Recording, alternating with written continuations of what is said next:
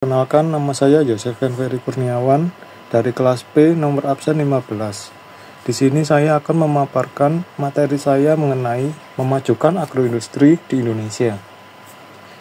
Dari pemahaman agroindustri sendiri adalah industri yang berbasis pada pengolahan hasil pertanian, peternakan, perikanan, dan kehutanan untuk menghasilkan produk bernilai tambah.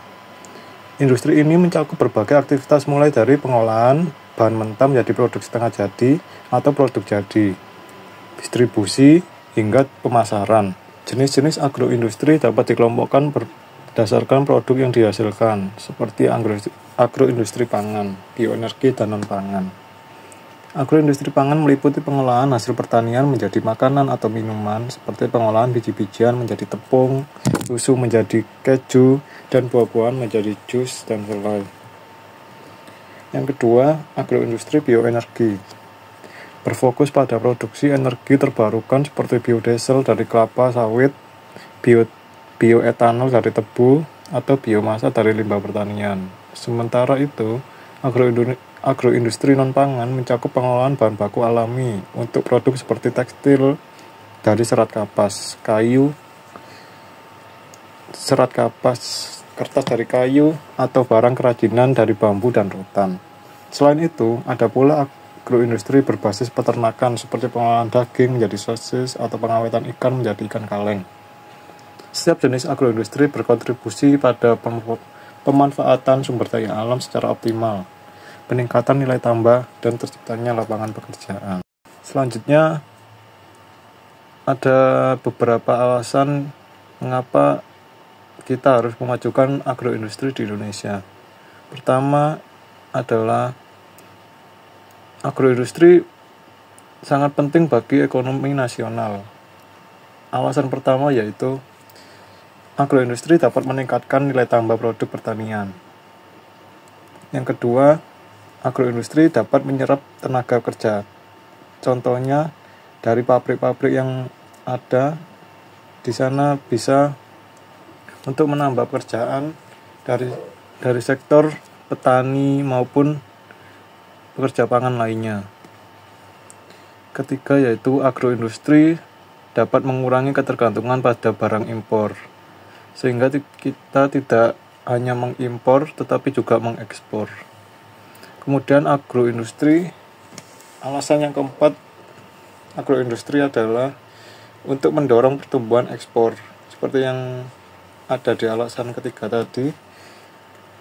Selanjutnya, agroindustri meningkatkan pendapatan petani dan masyarakat pedesaan.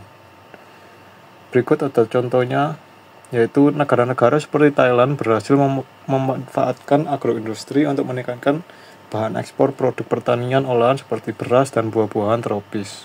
Indonesia juga memiliki potensi besar dalam produk seperti minyak sawit, karet, coklat, dan kopi.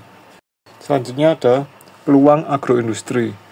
Indonesia memiliki posisi strategis untuk mengekspor produk agroindustri karena letak geografisnya yang berada di jalur perdagangan internasional dan dekat dengan pasar utama seperti Asia, Timur Tengah, Eropa, dan Amerika. Sebagai negara tropis, Indonesia memiliki keunggulan dalam menghasilkan berbagai komoditas seperti kelapa sawit, kakao, kopi, teh, rempah-rempah, serta buah-buahan tropis yang diminati pasar global.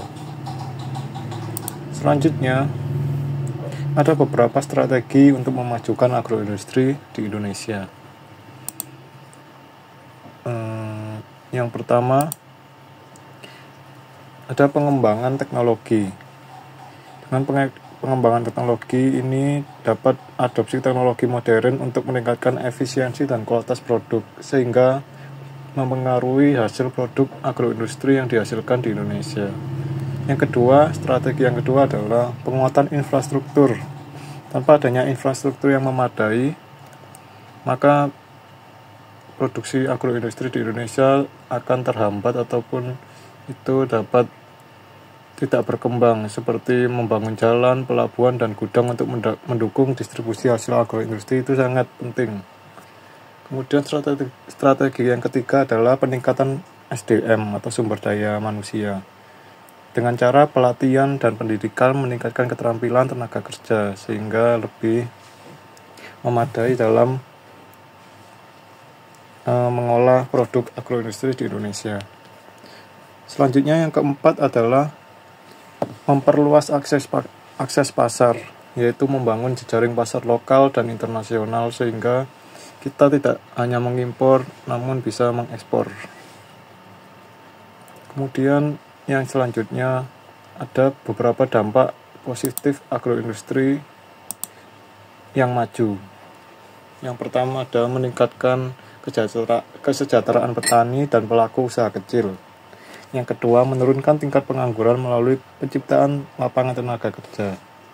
Yang ketiga adalah mendorong keberlanjutan lingkungan melalui bioenergi dan pengelolaan limbah. Sekian presentasi yang dapat saya paparkan. Terima kasih.